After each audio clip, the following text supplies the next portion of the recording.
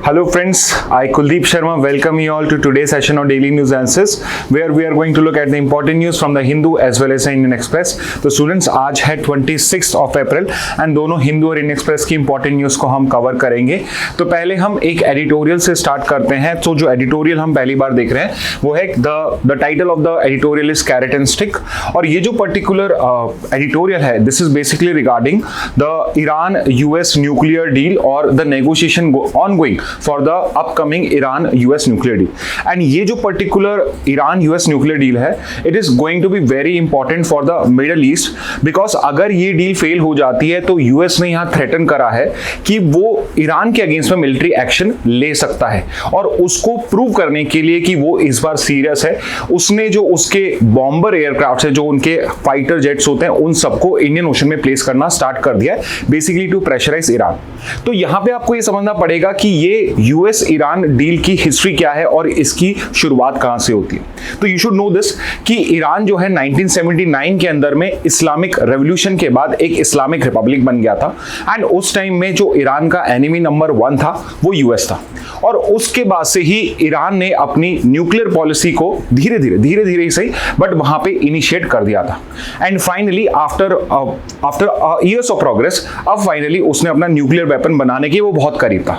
सो जब 2015 आता है तो यहाँ पे वेस्टर्न कंट्रीज ईरान के साथ एक एग्रीमेंट साइन करते हैं जिसको हम अभी डिस्कस करेंगे, जिसको हम शॉर्ट में बोलते हैं JCPOA, joint comprehensive plan of action. इस पर्टिकुलर एग्रीमेंट के अंदर में ईरान और वेस्टर्न कंट्री डिसाइड करते हैं कि ईरान अगर अपना न्यूक्लियर प्रोग्राम उसको यहाँ पे स्टॉल कर देगा तो यहाँ पे जो उसके ऊपर पे इकोनॉमिक सैंक्शंस हैं उनको रिमूव कर दिया जाएगा। अब जब डोनाल्ड ट्रंप अपने फर्स्ट टर्म में आए थे उन्होंने 2018 में आते ही क्या करा, उन्होंने इस पर्टिकुलर डील को कैंसिल कर दिया।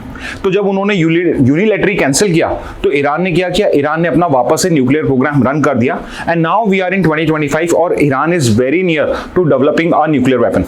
अब यहां पे अगर ईरान न्यूक्लियर वेपन बनाता है तो इसमें इश्यू क्या है, तो इसमें इश्यू ये है कि ईरान के लीडर्स ने ओपनली क्लेम करा है कि अगर हमारे पास में न्यूक्लियर वेपन आएगा तो पहली चीज जो हम करेंगे वो है इजराइल को डिस्ट्रॉय। यस, उन्होंने कहा कि हम इजराइल को डिस्ट्रॉय कर देंगे, हम उसको अर्थ पे वो एक ब्लॉट है और हम उसको रिमूव कर देंगे। तो इस वजह से जो वेस्टर्न पावर्स हैं वो बेसिकली यहाँ पे उनको टेंशन इस चीज की है कि अगर ईरान न्यूक्लियर वेपन हो गया तो हो सकता है मिडल ईस्ट के अंदर में बाकी कंट्रीज है वो भी न्यूक्लियर पावर्ड स्टेट बनने की कोशिश करेंगे, और फिर एक यहाँ पे न्यूक्लियर रेस इनिशिएट हो जाएगी, और हो सकता है कि अगर किसी ने भी इसे मिसयूज किया या फिर ये न्यूक्लियर वेपन्स किसी ऐसी एंटिटी के पास चले गए जो इसका मिसयूज कर सकता है लाइक अ टेररिस्ट ऑर्गेनाइजेशन, तो यहाँ पे ये आगे जाके एक न्यूक्लियर हॉलोकॉस्ट क्रिएट कर सकता है। तो इस कंटेक्स्ट के अंदर में अभी यूएस जो है वो ईरान के साथ में डील कर रहा है और उसमें मीडिएशन कर रहा है ओमान। तो यही पर्टिकुलर टॉपिक है जो आपका इस टाइम में एडिटोरियल में एक्सप्लेन करा हुआ है। तो द कंटेक्स्ट इज कि अभी यूएस और ईरान के बीच में आपके न्यूक्लियर वेपन को लेके यहाँ पे टॉक्स चल रहे हैं, ओमान उसको मीडिएट कर रहा है, और उसके अंदर में क्या फाइनलाइजेशन होता है उसका अभी डिस्कशन हम करने वाले हैं। तो पहले हम हिस्ट्री समझ लेते हैं। सो आई ऑलरेडी टोल्ड यू कि 2015 के अंदर में यूएस और ईरान ने, not just US but Iran ने और P5+1 यानी यूनाइटेड नेशन सिक्योरिटी काउंसिल के परमानेंट 5 मेंबर्स प्लस जर्मनी, इनने मिलकर एक एग्रीमेंट साइन किया था जिस एग्रीमेंट को बोला जाता है जेकोपा, और उसका फुल फॉर्म क्या है, joint comprehensive plan of action. अब यहाँ पे समझने की बात यह है कि आपके एग्जाम में ये फुल फॉर्म्स पूछे जाते हैं, so please always try to know the exact full form of this particular question. और यहाँ पे आपसे पार्टीज भी पूछी जा सकते हैं, तो बहुत ईजी है याद करना।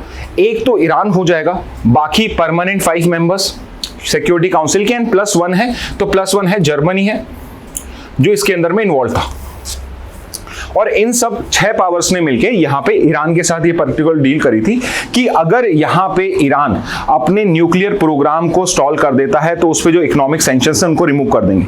तो इस पर्टिकुलर डील के क्या क्या प्रोविजंस थे, तो इसके अंदर में पहला प्रोविजन ये था कि जो यूरेनियम एनरिचमेंट है, तो आपको ये समझना पड़ेगा कि uranium enrichment is the main thing, कि अगर आपको एक वेपन ग्रेड न्यूक्लियर वेपन बनाना है तो उसके लिए आपको यूरेनियम एनरिचमेंट करना होता है, और एक वेपन ग्रेड यूरेनियम होता है करीब 90% प्लस, और उस टाइम में इसने बस 3.67% था। अब आप यहां देखेंगे 90% का बोला और 3.6% है, तो इसमें इतना इशू क्या है? द इशू इज कि अगर आप इतना एनरिचमेंट कर लेते हो उसके बाद में आपके पास वो टेक्नोलॉजी आ चुकी है जिससे आप एनरिचमेंट कर सकते हो, so maybe in the next 4-5 years आप इजीली 90% प्लस भी कर पाते और फिर आप यहां पे क्रिएट कर पाते। तो पहला की प्रोविजन इसके अंदर में यही था कि ईरान एग्री करेगा अपने यूरेनियम एनरिचमेंट को रोकने के लिए। सेकंड, द रिक्वायरमेंट वाज कि वो जो उसका स्टॉक पाइल है एनरिच यूरेनियम का उसको रिड्यूस करेगा, कि आपके पास में जो आपने यूरेनियम एनरिच कर लिया है इसका भी स्टॉक पाइल आपको कम करना पड़ेगा। You can keep that much which is required for a civil nuclear plant, but जो पर्टिकुलर यूरेनियम आप जिसको डाइवर्ट कर सकते हो वो आपको यहाँ पे रिड्यूस करना पड़ेगा। थर्ड इज कि एक इंटरनेशनल ऑर्गेनाइजेशन है जो जितने भी इस टाइप के प्लांट्स होते हैं उनको इंस्पेक्ट कर सकता है। इसको हमने कल भी डिस्कस करा था। So your job is to tell me the full form of this. इसका फुल फॉर्म क्या है ये आपको बताना पड़ेगा। सो बेसिकली यहाँ पे स्ट्रिक्ट इंटरनेशनल इंस्पेक्शन आपको अलाउ करने पड़ेंगे। एंड नेक्स्ट इज कि कोई भी आप हैवी वाटर रिएक्टर, जो बेसिकली रिएक्टर आपका यूज करते हो इस पर्टिकुलर यूरेनियम को यूज करने के लिए, कोई भी नया हैवी रिएक्टर आप क्रिएट नहीं करोगे। तो ये पर्टिकुलर की प्रोविजंस थे इस पर्टिकुलर जेकोपा के लिए। तो अभी जो पर्टिकुलर यहाँ पे ईरान यूएस न्यूक्लियर एग्रीमेंट चल रहा है या ये पर्टिकुलर डिस्कशन चल रहा है, this is regarding reviving this JCPOA only. इसमें थोड़े से यहां पे यूएस चाहता है कि थोड़े से चेंजेस हो। फॉर एग्जांपल एक कंडीशन जो यूएस ने पुट करी है कि ईरान यहां पे यूरेनियम एनरिचमेंट का प्रोग्राम जो है उसको टोटली एंड कर देगा, तभी हम डील में मूव फॉरवर्ड करेंगे। और ईरान जो है वो इस चीज के लिए एग्री नहीं है। तो देखते हैं इसके अंदर में क्या होता है। ओके, अब यहाँ पे बाकी डिटेल्स हम डिस्कस कर चुके हैं। तो यहाँ पे जो पर्टिकुलर एडिटोरियल है वो बात करें कैरेट एंड स्टिक अप्रोच की।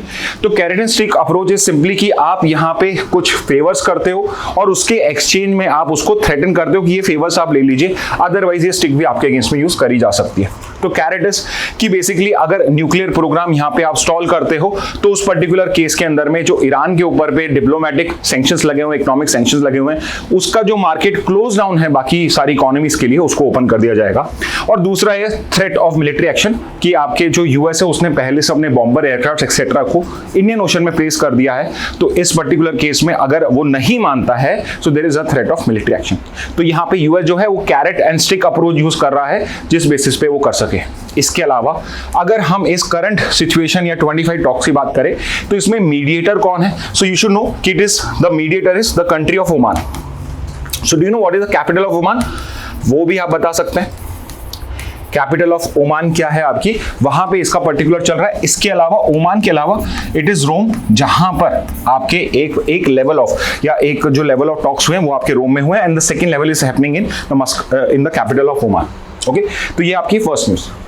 मूव करते हैं टू द नेक्स्ट न्यूज। तो फर्स्ट पेज पे न्यूज है, renowned scientist and former ISRO chairman Kasturirangan dies at 84। सो एक बड़े स्टॉलवर्ट जो बेसिकली स्पेस टेक्नोलॉजी के आपके बड़े स्टॉलवर्ट थे, उनको इंडिया ने लूज करा है। तो उनके कंटेक्स्ट में ये न्यूज आई है। तो हम यहाँ पे यूजुअली जो आपके क्वेश्चंस आते हैं एग्जाम में उनको यहाँ कवर कर रहे हैं। For example you should know कि वो किस पर्टिकुलर ऑर्गेनाइजेशन से रिलेट करते थे, what was the highest position he has held, what are the awards he has won, what are the major space programs he has headed, or he was a head of the project or head of the ISRO when those particular projects were undertaken। तो ये कुछ ऐसे 4-5 type के questions होते हैं जो आपके GK section में एग्जाम में आते हैं। तो for example you should no he was chairman of ISRO between 94 से 2003 and if you follow this closely you would know that this is the period जब इंडिया ने यहाँ पे एक बड़ा जंप किया था स्पेस प्रोग्राम्स के अंदर में। इंडिया के जो बहुत इंपॉर्टेंट आपके स्पेस प्रोग्राम्स थे वो या तो हमने इसी पर्टिकुलर पीरियड में लॉन्च करें या फिर उनका कंसेप्शन हमने इस पर्टिकुलर पीरियड में करा था। यानी कि K Kasturirangan was here and there in all of the program which the ISRO is currently doing also. Okay, तो इनके मेजर कंट्रीब्यूशन कौन से हैं? तो यहां पे बहुत सारे हैं कंट्रीब्यूशन, तो but I have picked up those one जो इंडिया के लिए अदरवाइज भी इंपॉर्टेंट थे। जैसे कि इंडिया ने जब पहला अपना अर्थ ऑब्जर्वेशन सैटेलाइट्स को लॉन्च किया था, भास्कर 1 एंड भास्कर 2। तो Bhaskar is the name of the satellite, first earth observation satellite of ISRO और इंडिया। ये पर्टिकुलर जब प्रोजेक्ट था ये पर्टिकुलर हेड करा गया था बाय के कस्तूरीरंगन। दूसरा है IRS-1A, Indian remote sensing satellite 1A, India's first operational remote sensing satellite. तो जो IRS-1A का लॉन्च है वो भी अंडर हिज लीडरशिप ही हुआ था। ठीक है, तो ये दो मेजर कंट्रीब्यूशन है। अदरवाइज इनके 94 से 2003 के पीरियड में बहुत सारे ISRO के प्रोग्राम से बहुत सारे सैटेलाइट लॉन्चेस थे। PSLV GSLV का जो लॉन्च था वो भी इन्हीं के पीरियड में ही हुआ था। But the more important part is this, इसके अलावा he was not just involved in the ISRO only, but government ने इनकी एक्सपर्टाइज को यूटिलाइज करा है with different committees also. For example one of the most important committee which he headed was the NEP committee. जो आपका national education policy है 2020 का, इसके हेड यही थे। तो करंट जो एजुकेशन पॉलिसी अब इंडिया फॉलो कर रही है वो इन्हीं के चेयरमैनशिप के अंदर में कमेटी ने क्रिएट करी थी। सो ये एक बहुत इंपॉर्टेंट पॉइंट है। Okay, so he was the chairman of this. Apart from it 2005 में करिकुलम फ्रेमवर्क कमेटी बनाई गई थी। जो स्कूल में फ्रेमवर्क होता है, आपका करिकुलम होता है, उसको डिजाइन करने के लिए he was the head of this committee. तो यहाँ पे he has been involve in the education sector also and इन्होंने बहुत इंपॉर्टेंट कॉन्ट्रीब्यूशन करे। हमारा जो करिकुलम है, हमारे जो स्कूल के करिकुलम्स हैं, उनको रीडिजाइन करने में, हमारी एजुकेशन पॉलिसी को साइंस ओरिएंटेड बनाने के लिए इनका बहुत इंपॉर्टेंट यहाँ पे कॉन्ट्रीब्यूशन है। ओके, इसके अलावा very importantly he was the chairman of the drafting committee for national education policy, जो हम डिस्कस कर चुके हैं। एक क्वेश्चन जो मैं आपसे पूछना चाहूंगा, जो एक इंपॉर्टेंट क्वेश्चन रहता है आपके लिए, द क्वेश्चन इज कि ये नेशनल एजुकेशन पॉलिसी जो है, ये जो नेशनल एजुकेशन पॉलिसी 2020 है, ये इंडिया की थर्ड एजुकेशन पॉलिसी है। When was the first NEP drafted? वो कब हमने इंप्लीमेंट करी? And when was the second NEP drafted? Second NEP का ड्राफ्ट ईयर बताइए, फर्स्ट का एनईपी का ड्राफ्ट ईयर बचे, दिस इज द थर्ड। अगर नहीं पता है, ट्राई टू फाइंड आउट, आपको इजीली ये मिल भी जाएगा। ओके, इसके अलावा he was also involved in another major committee, जो ना तो एजुकेशन से रिलेट करती है, ना स्पेस से रिलेट करती है, बट वो एनवायरमेंट से रिलेट करती है, और है वो वेस्टर्न घाट्स की कमेटी। तो जो वेस्टर्न घाट्स की कमेटी इज वेरी फेमस, और इसे ही कस्तूरी रंगन कमेटी ऑन वेस्टर्न घाट्स भी बोला जाता है। तो ये जो कमेटी है, ये भी एक इंपॉर्टेंट कमेटी है। तो हमने यहाँ पे ऑल्दो इनके कॉन्ट्रीब्यूशंस को हम यहाँ पे डिनाई नहीं कर रहे हैं, उनको हम नेग्लेक्ट नहीं कर रहे हैं, बट अभी हम उन पे फोकस कर रहे हैं जो हमारे लिए एग्जाम पर्पस के लिए इंपॉर्टेंट है। सो आई वुड से कि ये जो पर्टिकुलर कमिटीज हैं, ये जो पर्टिकुलर इनके प्रोजेक्ट्स हैं, वो आपके लिए थोड़े से इंपॉर्टेंट है। अदरवाइज बाकी डिटेल में जाने की हमें रिक्वायरमेंट नहीं है।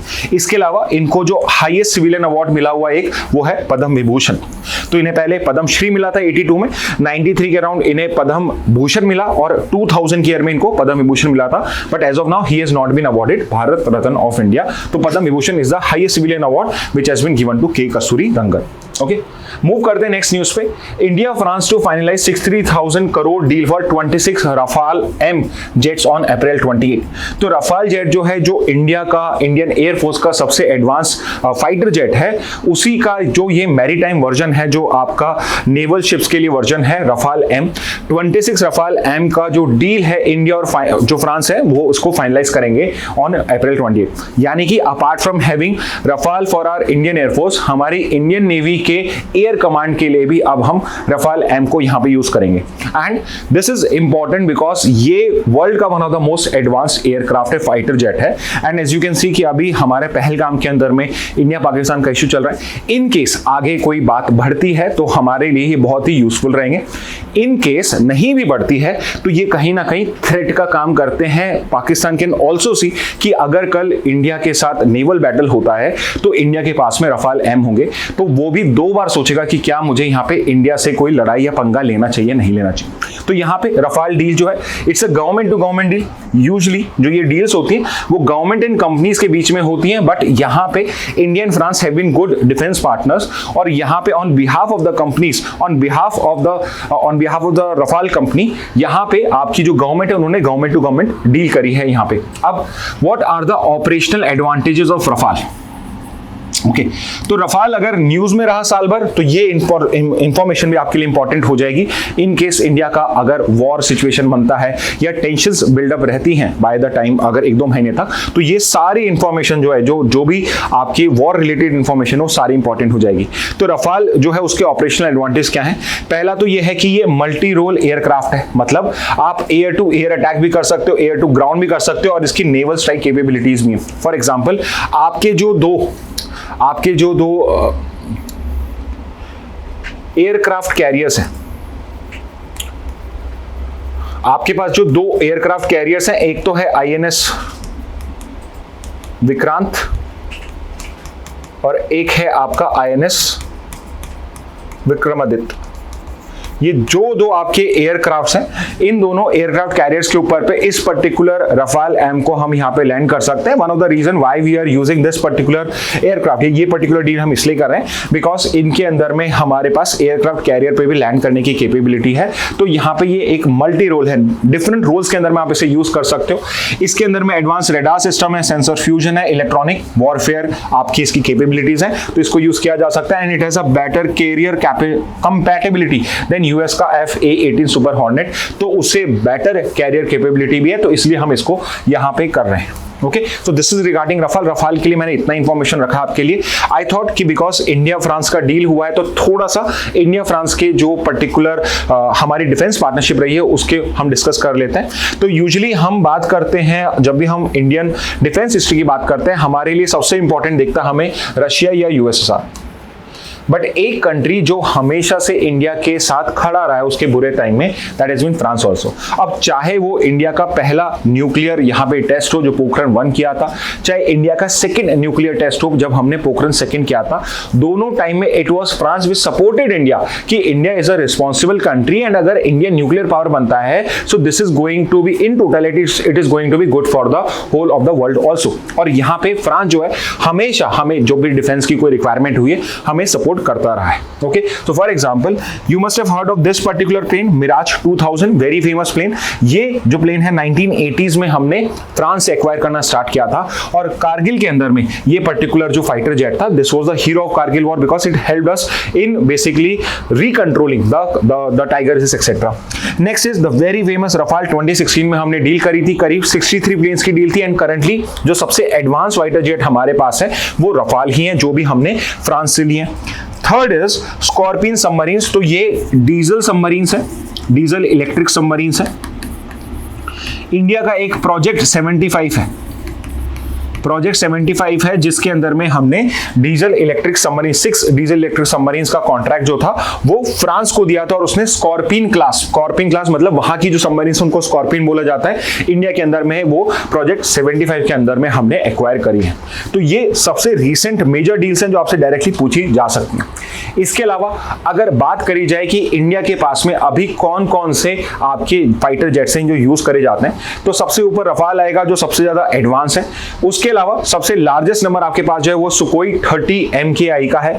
थर्ड इज मिराज 2000 जो आज भी हम यूज करते हैं। एक मिग 29 है, एक तेजस है जो हमारा खुद का इंडिजिनस लाइट फाइटर जेट है, यानी कि ये सिंगल इंजन का जेट है आपका जो यूजुअली हम ट्रेनिंग के लिए भी यूज करते हैं और इसके अलावा हम उसे फाइटिंग के लिए भी यूज करते हैं। अब यहां पे आपका जॉब ये है कि मैंने आपको यहां फाइटर जेट तो बता दिए, but in particular fighter jet का एक मिग 21 भी है, तो यहां पे ये जो पर्टिकुलर फाइटर जेट है ये दिख रहा है। तेजस तो चलिए इंडिया का है, इनके अलावा ये 3, राफेल भी आपको पता है फ्रांस का, जो ये बाकी के 3 है ये किस पर्टिकुलर कंट्री से हमने एक्वायर करे हैं। मिराज किसका है, मिराज भी चलिए फ्रांस आपको पता है, तो आपको सिर्फ 2 ही बताने, यानी SU यानी सुकोई की बात हो रही है, सुकोई है, ये किससे लिया है, और जो मिक्स सीरीज है ये किस पर्टिकुलर कंट्री से लिया। इसके अलावा एक और मैं लिख देता हूं जगुआर करके, जो अब हम यूज नहीं करते, ये किस कंट्री से हमने एक्वायर किए थे। तो इफ यू नो कि ये पर्टिकुलर जो एयरक्राफ्ट है हमने किससे लिए, तो आप कमेंट बॉक्स में इनको मेंशन कर सकते हैं। नेक्स्ट पे मूव करते हैं, Syrian foreign minister raises new flag at UN headquarters.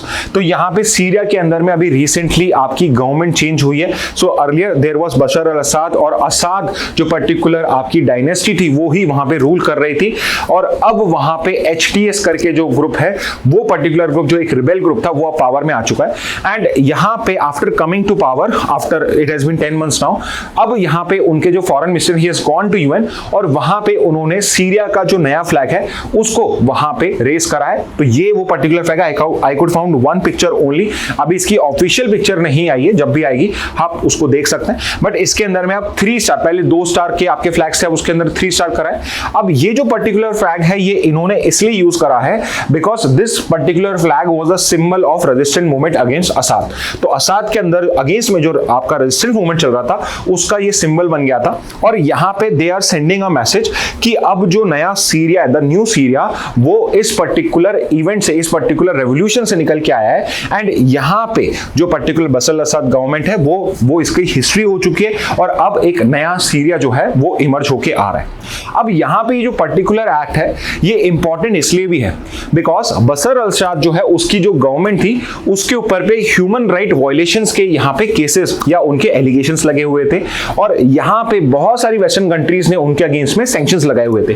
तो यहाँ पे जो ये particular foreign minister is gone to the UN, here they have given a symbolic gesture कि हमने यहाँ पे फ्लैग चेंज करा है, which basically they want to show कि अब हम चेंज हो चुके हैं and now it is very important कि सीरिया को वापस से रीबिल्ड करा जाए after the civil war and वहां पे जो हम पे सैंक्शंस लगाए गए उनको रिमूव किया जाए because this is a new Syria जो ह्यूमन राइट की रेस्पेक्ट करेगा एंड वापस से वो अच्छे रिलेशन स्टैब्लिश करना चाहता है with all the countries of the world. तो इस पर्टिकुलर मैसेज के साथ इन्होंने यहाँ पे नया फ्लैग करा है। ओके, तो दिस इज रिगार्डिंग दिस। तो आपको अगर ये इंफॉर्मेशन इंपॉर्टेंट लगती है you can look at certain information and you can note down. Next पे चलते हैं। अब इंडियन एक्सप्रेस की भी न्यूज देख लेते हैं कुछ। आज का न्यूज़पेपर बहुत लाइट था। मेजर इंफॉर्मेशन जो पहलगाम की है जो हम पहले ही कवर कर चुके हैं, उसमें कोई भी नया अपडेट आएगा तो विद टाइम टू टाइम आपको दिया जाएगा। क्लैट प्रेप के जो स्टूडेंट उनको मैसेज यही है कि आप प्लीज आपकी जीके मंत्रा और इस मंथ के जो हैंडआउट्स आएंगे उनका वेट करना, उसमें हम बहुत अच्छे से उसको कवर कर लेंगे। तो इन केस न्यूज़पेपर में कुछ आपका पहलगाम रिलेटेड मिस भी हो जाएगा, do not be in a worry कि आप पुरानी न्यूज़पेपर बैठ के पढ़ रहे हो, कुछ मिस हो गया है तो just wait for your handout, just wait for your GK mantra, holistic coverage हो जाएगा आपका। So do not worry about missing out on information, but apart from this please just keep reading your newspaper. ये चीज आपको करनी बहुत जरूरी है, इसको आप मिस नहीं कर सकते। ओके, तो यहां पे ये ओवरसीज रेमिटेंसेस की बात हुई है जो एलआरएस स्कीम के अंदर में 29% डाउन हुआ है। ओके, तो यहां पे पहले तो आप समझिए रेमिटेंसेस क्या होता है। तो remittances is basically the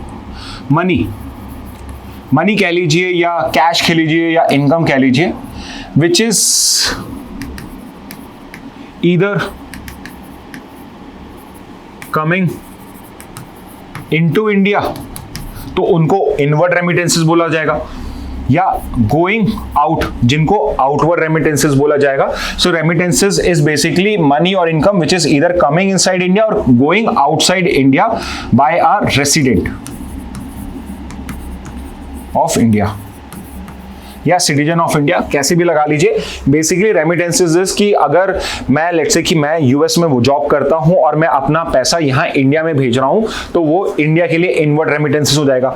let's say कि मैं एक यूएस सिटीजन हूं और मैं यहां से अपना पैसा यूएस में भेज रहा हूं तो ये आउटवर्ड रेमिटेंसेस हो जाएगा। तो यूजुअली रेमिटेंसेस बेसिकली कि कोई भी कंट्री के जो रेसिडेंट्स हैं वो जो उनकी अर्नड इनकम है उसको दूसरे कंट्री में भेज रहे हैं। तो जिस पर्टिकुलर कंट्री के कंटेक्स्ट में आप बात कर रहे हो तो वो इनवर्ड या आउटवर्ड हो सकता है। फॉर एग्जांपल अगर मैं इंडिया की बात करूं और मैं यहां से बाहर भेज रहा हूं तो वही रेमिटेंसेस आउटवर्ड हो जाएंगे, और अगर मैं इंडिया की बात करूं, मैं इंडिया में हूं, बाहर से कोई पैसा यहां आ रहा है तो वो इनवर्ड रेमिटेंसेस हो जाएगा। तो यहां पे ये न्यूज आई है कि आरबीआई की एक स्कीम है, एलआरएस स्कीम है, जिसके अंदर में जो पैसा इंडिया से बाहर जा रहा था, overseas remittances going outside India, उसके अंदर में there has been a fall. तो ये पर्टिकुलर स्कीम क्या, इसको समझ लेते हैं। और ये जो पर्टिकुलर एलआरएस स्कीम है इसके अंदर में कौन सा पैसा बाहर भेजा जा सकता है, कौन सा अंदर आ सकता है, और प्लस ये पर्टिकुलर जो रेमिटेंसेस है वो ये अभी कम क्यों हो रहे हैं, ये दो तीन चीजें हैं। तो I already explain you remittances क्या होता है, ओवरसीज रेमिटेंसेस क्या होता है। तो द न्यूज इज कि आपका जो लिबरलाइज्ड रेमिटेंस स्कीम है इसके अंदर में जो इंडियन सिटीजन्स हैं वो अगर इंडिया से बाहर जाते हैं तो हर साल 2,50,000 US डॉलर, 2,50,000 या 250,000 US डॉलर पर फाइनेंशियल ईयर ये पर्टिकुलर पैसा वो बाहर भेज सकते हैं। ओके, तो ये पैसा बाहर भेज सकते हैं, बट रिमेंबर जरूरी नहीं है कि ये कैश है और उसके अलावा आप कैपिटल करो। टोटल जो आपके इंटरनेशनल ट्रांजैक्शन होंगे उनकी टोटल वैल्यू 2,50,000 US डॉलर होगी। तो अभी रुपीज में कन्वर्ट करोगे तो इंटू 80 या 90 कर लेना, तब 85 कर लेना, तब जाके वैल्यू निकल के आएगी। तो it's not a small amount. तो इतना पैसा जो होता है वो आप बाहर भेज सकते हो। अब ये लिबरलाइज रेमिटेंस स्कीम जो है ये आरबीआई की ये 2004 में लॉन्च करी थी।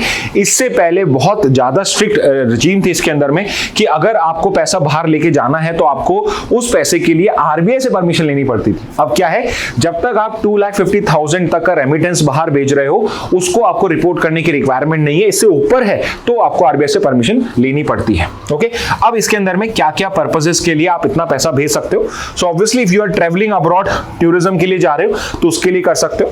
If you are having education abroad, बाहर पढ़ाई कर रहे हो, तो जो आपकी फीस है, आपका जो वहां रहने का खर्च है, आपके जो फैमिली मेंबर्स है वो सब वहां भेज सकते हैं। कोई मेडिकल ट्रीटमेंट आप बाहर ले रहे हो, कोई गिफ्ट या डोनेशन है वो कर सकते हो। आप प्रॉपर्टी परचेज करना चाहो, दुबई में आप प्रॉपर्टी परचेज करना चाहते हो तो पर ईयर आप $250,000 उसको वहां पे भेज सकते हो। एंड नेक्स्ट इज, आपको अगर इन्वेस्ट करना है फॉरेन स्टॉक से डेट में, लेट्स से आपको यूएस के स्टॉक मार्केट में इन्वेस्ट करना है, तो आप एक साल में इससे ज्यादा इन्वेस्टमेंट नहीं कर सकते।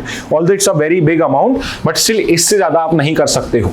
ओके, तो ये 5-6 चीजें हैं जो एलआरएस स्कीम के अंदर में आरबीआई जो है वो अलाउ करता है $250,000 तक का। अब यहां पे ये रिसेंटली रिडक्शन क्यों है, 29% यहां पे फेल हुआ है फरवरी के अंदर में as compare to previous year. तो one of the reason is कि बहुत कम स्टूडेंट्स अभी आउटसाइड इंडिया जा रहे हैं। एग्जांपल के लिए, एक तो बहुत सारे स्टूडेंट्स क्या है अब यूएस में नहीं जा रहे हैं, द रीजन बीइंग कि यूएस जो है वहां पे अभी बहुत सारे थोड़ा सा क्या टर्मोइल चल रहा है। डोनाल्ड ट्रंप जब से आया वो वैसे ही सारे जो इमिग्रेंट्स उनको भेज रहे हैं।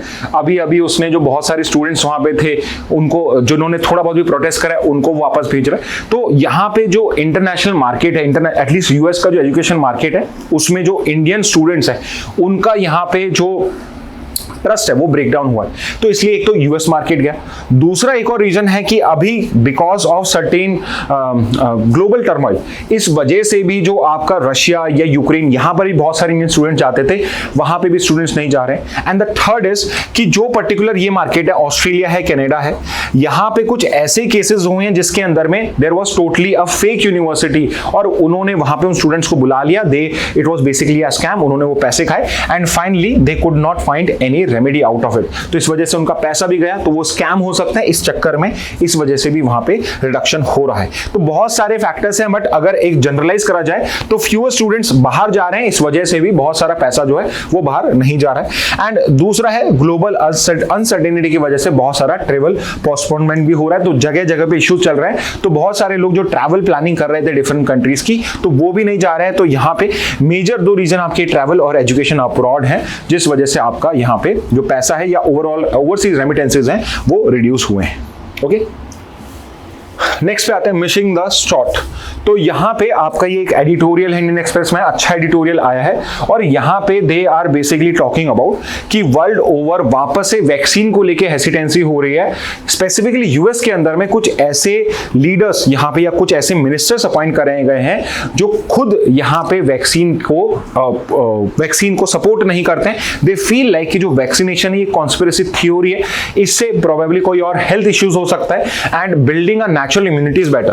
But the thing is कि I hope you are aware and everyone now understand the importance of vaccination, कि वैक्सीनेशन की वजह से ही आज के टाइम में जो पहले की बहुत इंपॉर्टेंट या बहुत ज्यादा आपकी वायरल डिजीजेस होती थी, आज 1-2 हम इरेडिकेट कर चुके हैं एंड बहुत सबके अगेंस्ट में हमने इम्यूनिटी बिल्ड कर ली। अब यहाँ पे उनको ये समझ नहीं आ रहा है कि कोविड-19 के टाइम पे अगर मेजॉरिटी जो सेन पॉपुलेशन है, जो समझदार है, अगर उन्होंने वैक्सीनेशन नहीं ली होती तो यहाँ पे जो पर्टिकुलर लोग उस पर्टिकुलर कोविड-19 से जिनको डेथ हो सकता था, जिनको वो इंपैक्ट कर सकता था, उन तक वो वायरस पहुंचा नहीं है, बिकॉज बाकी सबने वैक्सीन ले ली। अब उनको क्या लग रहा है कि हमने वैक्सीनेशन नहीं ली, इन्होंने वैक्सीनेशन नहीं ली, तो भी इनको कोविड-19 का इंपैक्ट नहीं हुआ। बट द थिंग इज कि बाकी सबने ले ली थी तो हर्ड इम्यूनिटी हो गई, तो जो पर्टिकुलर वायरस है वो ट्रैवल नहीं कर पाया, वो वहीं पर ही स्टॉप हो गया। अदरवाइज अगर वैक्सीनेशन नहीं होती सो जो पर्टिकुलर डेथ काउंट था, मॉर्टेलिटी काउंट था, वो शायद जो था उससे भी 5 टाइम 6 टाइम भी हो सकता था। तो यहां पे कहीं ना कहीं ये एक बड़ा रीजन बन रहा है कि जो लोग हैं वो वापस से हेसिडेंट हो रहे हैं वैक्सीनेशन को लेके, एंड इस वजह से वर्ल्ड ओवर जो पर्टिकुलर डिजीजेस के केस है, इस टाइप के जो वैक्सीन प्रिवेंटेबल डिजीज के केस है वो इंक्रीज हो रहे हैं। तो उस कंटेक्स्ट के अंदर में यहां पे ये आर्टिकल आया है कि नॉट जस्ट यूएस बट बाकी कंट्रीज के अंदर में भी बिकॉज वैक्सीनेशन को लेके हेजिटेंसी है, including your neighbour Pakistan and Afghanistan, वहां पे आपके जो वैक्सीन प्रिवेंटेबल डिजीज है, इलनेस है, उनके केसेस बढ़ रहे हैं। ओके, दूसरा इश्यू जो इस पर्टिकुलर एडिटोरियल में है वो ये है कि यूएस ने बैकआउट कर दिया डब्ल्यूएचओ से, एंड डब्ल्यूएचओ का जो 20% बजट है, 1/5 बजट है, वो यूएस देता था, और डब्ल्यूएचओ जो है वो अपने पार्टनर ऑर्गेनाइजेशन के साथ बहुत जगह वैक्सीनेशन ड्राइव करता था। एग्जांपल के लिए इंडिया के अंदर में जो पल्स पोलियो प्रोग्राम था, apart from Bill and Melinda Gates Foundation, इसके अलावा WHO was also responsible for launching the pulse polio programme in India. And you can see here कि पोलियो के केसेस जो एक टाइम में बहुत कॉमन होते थे इंडिया में, आज वो पोलियो जो है वो इंडिया से इरेडिकेट हो चुका है, and that's all because of the proper vaccination programmes in India. और यहाँ पे फिर से शायद हो सकता है हम वापस से उस पर्टिकुलर सिचुएशन में पहुंच जाएं जहां पे वैक्सीन प्रिवेंटेबल जो डिजीज है वो वापस से पॉपुलेशन को इन्फेक्ट करना स्टार्ट कर दे। ओके, तो यहाँ पे इस पर्टिकुलर एडिटोरियल के कंटेक्स्ट में आई थॉट कि थोड़ा वैक्सीनेशन को भी समझ लेते हैं। तो vaccination is what? Vaccination is the process of stimulating the immune system to protect against specific infectious disease by introducing a harmless form और पार्ट ऑफ द पैथोजन। तो वैक्सीनेशन के अंदर में क्या होता है, जो वैक्सीन होती है ना, उस वैक्सीन के अंदर में वही वायरस होता है जिससे आपको डिजीज हो सकती है। एग्जाम्पल के लिए अगर मैं पोलियो की वैक्सीन की बात करूं, 2 वैक्सीन होती हैं, एक साल्क होती है, एक सेबिन होती है। 2 वैक्सीन है, साल्क एंड सेबिन वैक्सीन। एक ओरल वैक्सीन है और एक ये ओरल वैक्सीन है और एक आपकी यहाँ पे जो इंजेक्टेड वैक्सीन होती है, 2 होती है। तो इस पोलियो वैक्सीन के अंदर में क्या होता है, जो पर्टिकुलर पोलियो का ही वायरस है उसको या तो डेड करके या फिर उसको इनएक्टिवेट करके आपके बॉडी में इंट्रोड्यूस किया जाता है, और उस पर्टिकुलर जो वायरस है उसका जो जेनेटिक स्ट्रक्चर होता है, जो उसका जेनेटिक मेकअप होता है, आपका इम्यून सिस्टम उसको लर्न कर लेता है। अब बिकॉज वो वायरस डेड है तो वो आपको इफेक्ट तो नहीं कर सकता, या वो इनएक्टिवेटेड है तो वो आपको वो वहां पे इन्फेक्ट तो नहीं कर सकता है, बट यहाँ पे आपका इम्यून सिस्टम है वो उससे फाइट करना स्टार्ट कर देता है। And that is one reason कि जब आप कोई वैक्सीनेशन लेते हो तो शायद आपको कई बार बुखार आ सकता है, बिकॉज इम्यून सिस्टम जो है उससे फाइट कर रहा है। एंड आपका इम्यून सिस्टम जो है वो एक कंप्यूटर प्रोग्राम की तरह है, एआई की तरह है। इम्यून सिस्टम ये सीख जाता है कि ये पर्टिकुलर वायरस जो है इसका जेनेटिक मेकअप क्या है, और इससे अगर ये मेरे को अटैक करता है फ्यूचर में तो मुझे कैसे फाइट करना। तो इन केस आपकी बॉडी पे आगे जाके कोई पोलियो का वायरस अटैक करता है तो आपका इम्यून सिस्टम प्रिपेयर्ड है कि मुझे इससे कैसे फाइट करना, and that is how your vaccination work. Okay, तो यहाँ पे एक नेचुरल इम्यूनिटी होती है और एक आपकी आर्टिफिशियल इम्यूनिटी होती है। नेचुरल इम्यूनिटी जो बॉडी की अपने आप आती है, and the second is your artificial immunity, जो बेसिकली जो बॉडी होती है वो वैक्सीनेशन के थ्रू अलग अलग एनवायरमेंटल स्टिमुलाई के थ्रू यहाँ पे गेन करता है। अब थोड़ा हिस्टोरिकल बैकग्राउंड देखें तो आपसे ये क्वेश्चन बिल्कुल पूछा जा सकता है कि वर्ल्ड की फर्स्ट वैक्सीन जो थी वो किसने बनाई थी, कब बनाई थी और किससे रिलेटेड थी। तो पहली जो वैक्सीन थी it was invented by Edward Jenner. So Edward Jenner is known as the father of vaccination. Father of vaccination is known as the father of vaccination. और बेसिकली काउपॉक्स वायरस के through इन्होंने smallpox के लिए vaccine को develop किया था। तो cowpox एक वायरस होता था, वेरी कॉमन वायरस होता था, जिससे बहुत बार जो काउ होती थी वो दूध देना बंद कर देती थी। तो इन्होंने क्या करा, उसका एक सैंपल लिया और उसी पर्टिकुलर वायरस को यहाँ पे थोड़ा सा इनएक्टिवेट करके दूसरे काउस पे लगाया। तो दूसरे काउस के पास में जब हुआ तो कुछ दिन वो बीमार रही, बट उनको वो काउपॉक्स वायरस नहीं हुआ। तो इससे इन्होंने कहा कि इस तरीके से अगर वायरस को थोड़ा इनएक्टिवेट किया जाए और पहले से किसी को इसको किसी एनिमल को या किसी पर्सन को इसका बेसिकली उसको क्या कहते हैं, थोड़ा सा उसके बॉडी पे लगा दिया जाए, ठीक है, तो उसके बाद में उसकी इम्यूनिटी बिल्डअप होना स्टार्ट हो जाती है। ओके, तो यहाँ पे स्मॉल पॉक्स के लिए इन्होंने काउपॉक्स वायरस यूज करा और स्मॉल पॉक्स की वैक्सीन जो थी वो हमने करी। एंड इसी से आप रिलेट कर सकते हो स्मॉल पॉक्स वैक्सीन। तो स्मॉल पॉक्स जो है it was another very severe infectious disease, but आज ये पहला ऐसा डिजीज बन चुका है which was eradicated by vaccination. तो कभी आपसे सवाल पूछा जाए कि कौन सी डिजीज है which has been eradicated by vaccination, so remember it is going to be smallpox. और WHO ने 1980 में ही इसको कर दिया था। इसके अलावा जो हम अभी थोड़ी देर पहले डिस्कस कर रहे थे पोलियो, वो भी करीब इरेडिकेट हो चुका है। There are only two particular countries जहां पे आज भी ये पर्टिकुलर आपका पोलियो है जो एग्जिस्ट करता है वाइल्ड फॉर्म के अंदर में, और वो दोनों के दोनों इंडिया के नेबर्स हैं। यहाँ पे आई थिंक वो मेंशन भी है। पोलियो जो है अफगानिस्तान पाकिस्तान में आज भी केसेस होते हैं। One of the reason is कि अफगानिस्तान पाकिस्तान में भी आपकी जो वैक्सीन हेजिटेंसी वो एग्जिस्ट करती है। बहुत सारे लोग दे बिलीव कि इट्स अ वेस्टर्न कॉन्स्पिरेसी कि दे वांट कि यहाँ पे ये पर्टिकुलर अगर वैक्सीन को दे देंगे तो आगे जाके ये इनफर्टाइल हो जाएंगे और आगे इनकी पॉपुलेशन नहीं बढ़ेगी, which obviously is not true. और यहाँ पे जो पोलियो के केसेस हैं वो आज भी आपको इजीली मिल जाएंगे। However India has been lucky, India जो है 70s से बहुत स्ट्रिक्टली अपना पोलियो प्रोग्राम रन कर रहा है। आज भी आप देखेंगे कोई भी बच्चा जो इंडिया में होता है, एकदम न्यूबॉर्न इन्फेंट होता है, उसको 5 साल तक जो पोलियो की वैक्सीन होती है वो मिल जाती है। ठीक है, तो यहाँ पे पोलियो है, it has been eradicated from most country except 2 countries, both of them are sadly are neighbours only, Pakistan and Afghanistan, और India was declared polio free in 2014। This is also an important point. Okay, अब यहाँ पे और कौन सी disease हम target कर रहे हैं? एक पोलियो है, अगर हम पाकिस्तान अफगानिस्तान में भी कंट्रोल कर लेंगे तो ये डिजीज भी इरेडिकेट हो जाएगी। तो बहुत सारे लोग जिनकी आगे जाके फंक्शनल या मोटर कैपेबिलिटीज कम हो जाती हैं या एकदम एंड हो जाते हैं, दे बिकम डिपेंडेंट, उसको हम यहाँ कंट्रोल कर पाएंगे। दूसरे जो इंपॉर्टेंट पर्टिकुलर डिजीजेस हैं जिनको इजीली कंट्रोल किया जा सकता है वो है मीजल्स और रुबेला। मीजल्स और रुबेला, एंड मीजल जो है ये आपके लिए इंपॉर्टेंट इसलिए बिकॉज 2000 के बाद यूएस के अंदर में फिर से मीजल्स आउटब्रेक हुआ है,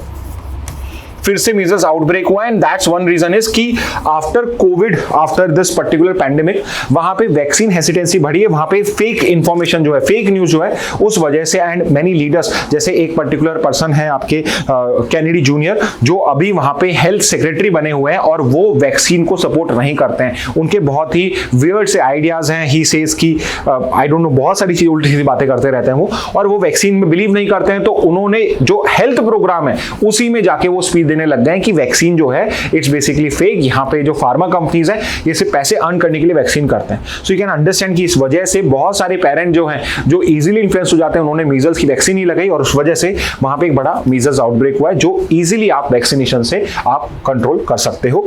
रुबेला, जर्मन मीजल जो बोला जाता है, एलिमिनेशन प्रोग्राम इसका एक्टिव है। इंडिया के अंदर में भी मीजल्स, पोलियो, रुबेला, इन सब के लिए वैक्सीनेशन फ्री ऑफ कॉस्ट यहाँ पे गवर्नमेंट हॉस्पिटल्स में आपका प्रोवाइड होता है। ओके, तो करंट वैक्सीनेशन क्राइसिस क्यों है? एक तो है आपका वन रीजन इज कि यहाँ पे वैक्सीन हेजिटेंसी है। दूसरा है WHO, यूनिसेफ और गावी जो हैं दे आर वार्निंग कि यहाँ पे और भी डिजीज हैं वो फैल सकती हैं अगर वैक्सीनेशन प्रॉपर नहीं हुआ। ओके, मेजर रीजन क्या है? तो पहला तो है भाई फंडिंग क्राइसिस। तो WHO और ये इनको यहाँ पे फंडिंग का क्राइसिस हो रहा है बिकॉज यूएस का जो पूरा बजट था वो 0 हो चुका है, तो इस वजह से इनके पास में एटलीस्ट 20% बजट डायरेक्टली कम हो गया। बहुत सारी कंट्रीज हैं जो एक्चुअल में अफोर्ड नहीं कर सकते इनको पैसा देना, वो भी आज के टाइम में इस वजह से फेस कर रही है। दूसरा very important point, miss information and vaccine hesitancy. तो यहाँ पे ये एग्जांपल है, drop in vaccination rate. Alaska के अंदर में 10% फॉल हुआ, यानी कि अगर 90% पॉपुलेशन करा रही थी वैक्सीनेशन तो अब 80% ही करा रही है, which is a big drawback. Third is political influencer, Robert Kennedy junior, जिनका मैं एग्जांपल दे रहा हूँ, वैक्सीन सेप्टिक है और ये जाके जब ऐसे स्टेटमेंट देंगे फ्रॉम द हाईएस्ट पोजीशन तो फिर पब्लिक ट्रस्ट कहां से होगा। एंड दूसरा is US withdrawal from WHO also has added pressure on global health system। इससे क्या हो सकता है? सबसे इंपॉर्टेंट पॉइंट, अगर वैक्सीनेशन स्लो होगा तो हर्ड इम्यूनिटी लूज हो जाएगी। So what is herd immunity? तो मान लो कि कोई पर्टिकुलर रूम में 10 लोग हैं और यहाँ पे एक पर्टिकुलर गेट है, यहाँ से एक गेट है जिससे आपका जो वायरस है वो एंटर कर सकता है। अब वायरस जो है वो एक सिंगल वायरस तो नहीं कि चल के आएगा और एक को अटैक करेगा, मान लो इसमें बहुत सारा वायरस आ रहा है। तो अगर मान लेते हैं कि यहाँ पे ये 6 लोग जो है इनको इम्यूनिटी है, इन्होंने वैक्सीनेशन ले ली, तो अब इनको वायरस नहीं कर सकता है। 7, 8, 9, 10 आर देयर जिनको ये अटैक कर सकता है। बट लेट्स से अगर ये वायरस का पहले सामना इन लोगों से हो जाएगा तो यहाँ पे बिकॉज ऑफ हर्ड इम्यूनिटी की मेजॉरिटी लोगों को है, तो जो 1-2 लोग हैं may be because they are insane, इन्होंने अगर वैक्सीनेशन नहीं कराई है तो इनको शायद ये वायरस हार्म नहीं कर पाएगा। तो मैं कह सकता हूं कि बहुत सारे बिकॉज समझदार लोग हैं तो कुछ इडियट होते हैं जो इस सब में बिलीव नहीं करते हैं, तो उन लोगों को भी सेफ्टी हो जाती है। दे फील वेरी प्राउड कि देखिए हमने तो लगाई नहीं थी फिर भी हम बच गए। बट द रियलिटी इज कि मेजॉरिटी लोग क्योंकि सेन है, इस वजह से वो भी आज इस पर्टिकुलर खतरे से बच पा रहे हैं। ओके, तो ये हर्ड इम्यूनिटी इस तरीके से वर्क करती है। Second is rise in preventable disease deaths. तो बहुत सारी ऐसी प्रिवेंटेबल डिजीज डेथ्स हो सकती है जिनको आप बचा सकते हो लोगों को वैक्सीन लगा के, बट शायद उनमें इंक्रीज हो जाएगा।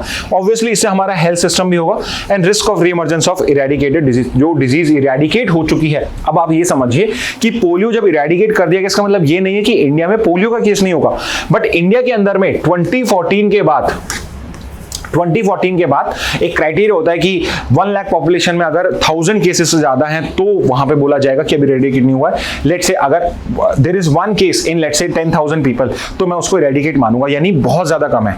बट ये नंबर अगर यहाँ पे वैक्सीनेशन स्लो डाउन हो जाएगा तो ये नंबर इंक्रीज भी हो सकता है वापस से। तो इसलिए इट इज वेरी इंपॉर्टेंट कि जो वैक्सीनेशन है वो स्लो डाउन ना हो। और अगर कंट्रीज ने नहीं करा तो ये पर्टिकुलर एडिटोरियल यही बात कर रहा है कि if we miss the shot तो यहां पे आगे जाके इश्यूज हो सकते हैं। ओके, तो ये कुछ इंपॉर्टेंट आर्टिकल्स है आपके हिंदू और इंडियन एक्सप्रेस के। आई वुड से कि आज के जो इंपॉर्टेंट सारे आर्टिकल्स हैं वो हमने कर लिए, 2 हमने डिफरेंट एडिटोरियल्स को भी कवर कर लिया, सो दैट आपको एडिटोरियल्स में भी आपको हेल्प हो सके। इन केस आपको और कुछ चाहिए और कोई हेल्प चाहिए, please mention in the comment box, हम उस टाइप की इनिशिएटिव्स भी लॉन्च करते रहेंगे। Okay, so with this message let's end today's session. Thank you and have a very nice day.